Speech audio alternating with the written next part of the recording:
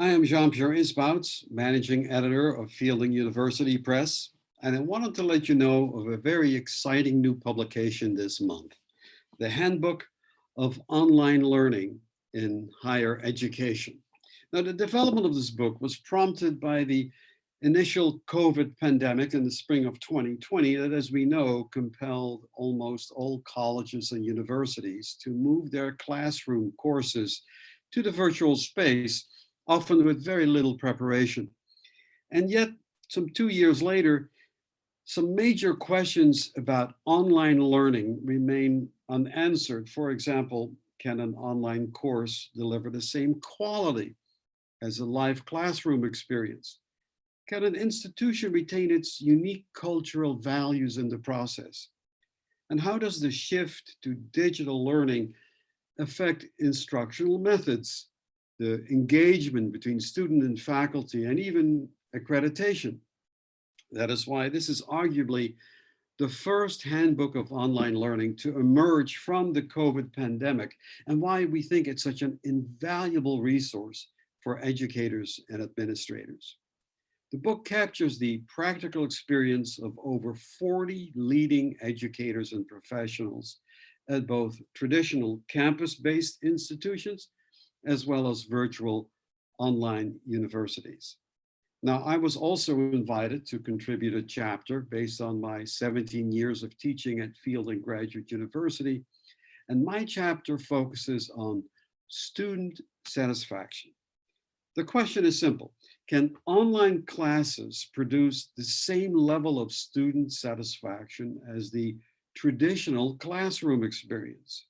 And if so, what are the key factors that determine their satisfaction or dissatisfaction?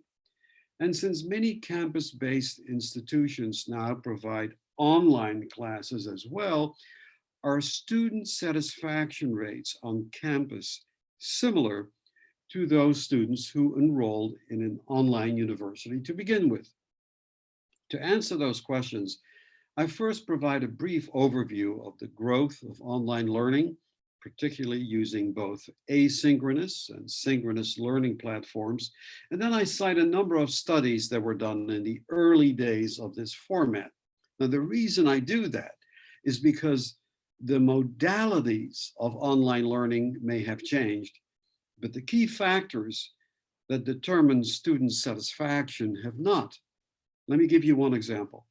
A study from 2006 stresses the importance that, quote, online students feel connected with the course, its instructor, and fellow classmates, end quote, which is true then and is even more relevant today.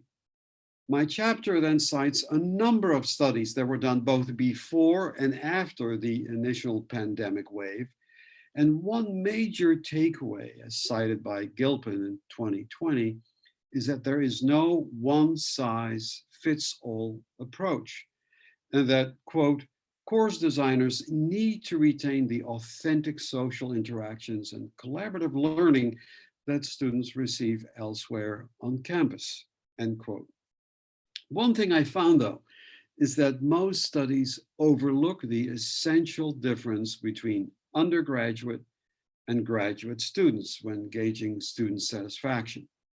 For example, just before the pandemic, 16.7 million students were enrolled in undergraduate programs at either residential or online institutions, compared to 3.1 million graduate students, according to the National Center for Education Statistics. So that's still a very large demographic. Graduate students represent a very different group of learners. They typically have at least 4 years of experience attending college and often have a more realistic expectation that their graduate learning will demand more in terms of self-discipline, commitment, and careful time management. So I end my chapter with a qualitative study that I conducted with 17 adult students, including 9 female and 8 male graduates living in the United States, Europe, West Africa, and Asia.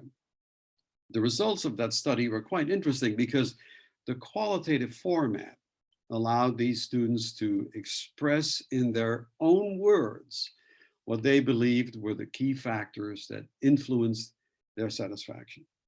Anyways, the Handbook of Online Learning is now available from Amazon in both printed and ebook format, published by Fielding University Press. And together with the editors, I hope it will have a positive impact as academic institutions look to the future and their use of online learning in what will hopefully be the post-pandemic era. Thank you very much.